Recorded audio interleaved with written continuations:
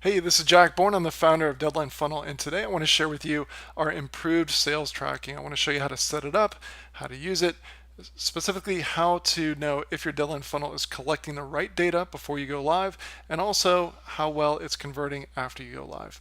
So first of all, you need to know that this is only for evergreen campaigns, some variation of an evergreen. It could be a hybrid evergreen, which would be on a specific day of the week, but it needs to be evergreen, not say a fixed calendar date like a product launch, only for evergreen. So let's talk about how to set it up. So inside of Deadline Funnel, on the left hand side, click on Event Tracking. And then on that page, you're going to click the blue Start Setup button. Now, the page that you see next kind of depends on what email software you're using to set everything up. In this example, we're using ActiveCampaign. So if you're using something like ActiveCampaign, Infusionsoft, Drip, ConvertKit, Ontraport, I think I'm leaving one out. But if you're using one that we have a direct integration with, MailChimp is another one, then what you're going to see is a page very much like this, where you choose the currency, and then you're going to choose the value of each sale, and then you're going to get a URL that you would add into your email software. Now, there's another way that you could set this up. That would be using Zapier. And so we've got a really slick Zapier integration that you can use. So if you're using something that doesn't integrate directly with Deadline Funnel, then you could use Zapier to trigger this. So let's look at how Zapier would work. So inside of the Zapier app, you would choose Track Purchase. So when you're setting up a Deadline Funnel API integration using Zapier, you would have chosen Start Deadline. So this one's a little bit different. As you can see over on the right-hand side, we're choosing Track a Purchase, track a sales, create a sales tracking event. And then what you're going to do is you're going to choose the data that you want to send over to Deadline Funnel. And our documentation walks you through exactly how to set this up. So when would you use Zapier versus when would you use the others? Well, basically you would use Zapier if you're not using ActiveCampaign, MailChimp, Ontraport, ConvertKit, Infusionsoft, or Drip. Those are the email software platforms that have the infrastructure that we need in order to do a direct API integration. Everything else you would really want to use Zapier. So let me walk you through a few examples, and then I'll show you inside the admin so you can see exactly how it works. So for example, you could trigger webhook, or sorry, a connection from Stripe to Zapier, and that could send the information over to Deadline Funnel. So if you have a custom Stripe integration, you could do this. If you've got Teachable and you're not using, say, ActiveCampaign or Drip, you could go straight from Teachable on a purchase action over to Zapier and then the Deadline Funnel. Now, if you're using something like Infusionsoft, you could trigger once the sale is triggered inside of Infusionsoft, or even if the sale is triggered somewhere else, like for example Samcart, but Samcart can tell Infusionsoft, hey, apply this tag.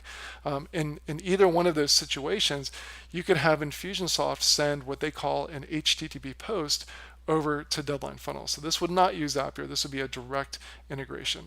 So moving on to example 4, if you're using Samcart, now you have a couple options. One would be if you're using something like ActiveCampaign where we have a direct integration, you could have Samcart ping ActiveCampaign.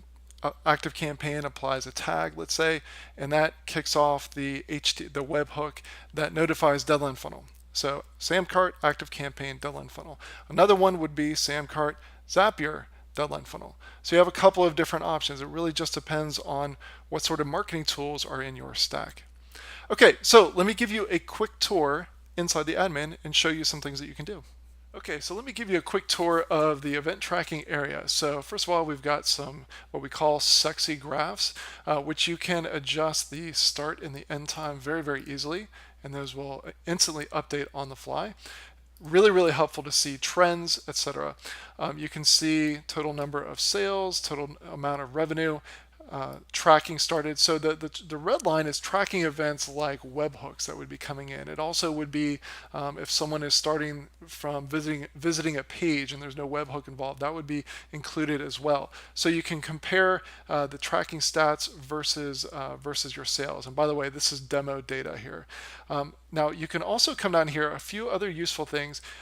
is the ability to delete all events. If you want to delete all the events from your tracking, be careful with that one, but you can go ahead and erase all of the tracking records if for some reason you need to start over. That might be useful if you're setting up an evergreen campaign, you've been doing some testing, and you're all set to go, and for whatever reason you want to delete all your events. Now, the other thing that you can do down here, which is really handy, is that you'll see a record of all of your events as they come in.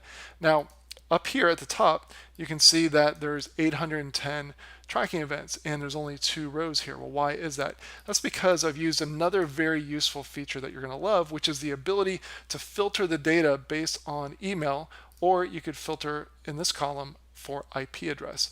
So when I've filtered by email, only 2 of those rows, 2 of those data points match that. So here's what's useful about that. If you are starting, but if you have not yet launched your evergreen campaign and you want to know, hey, that webhook that that should have come through when I did my test, I want to see if it came through. This would be a great way for you to be able to see not only did it come through, but when did the tracking start? When did it come through? This would also be useful if for some reason you needed to look up some information. If for whatever reason someone says, hey, I thought there was an extra day, but you know, I'm seeing an expired page. That rarely ever happens, but if you wanted to troubleshoot it, you could come over here, put in their email address, and take a look at when their tracking actually started. That could be really useful troubleshooting information. Another very useful thing would be if someone gave you an excuse for why you felt like you wanted to extend the amount of time that they had to take advantage of the offer. A tree fell on the house. There was a hurricane, there was a power outage, whatever the case may be, good reason or bad, if you want to give someone more time, you could come in and you could delete their tracking right here. And that would completely delete their tracking record and start them over as a new prospect and give them additional time.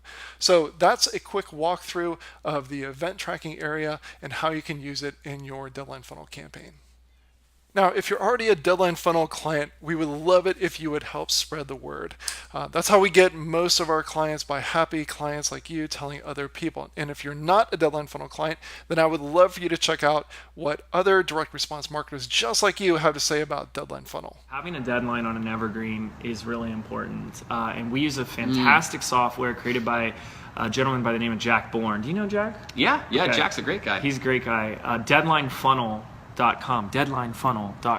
We had made $1,800 in about 21 hours. We've currently done $2,200 in, I guess I started about 10 days ago. And since doing that, we've brought in probably over $5 million in business since we started using Deadline Funnel. It's resulted in, at this point, over $1 million in revenue from those sales funnels. It has probably made me, in addition to our regular income, $250,000 just because of that damn countdown timer that's ticking. So for all of our countdown sequences, we use Deadline Funnel. It's a great tool. And now we use it for everything. It's on everything we use.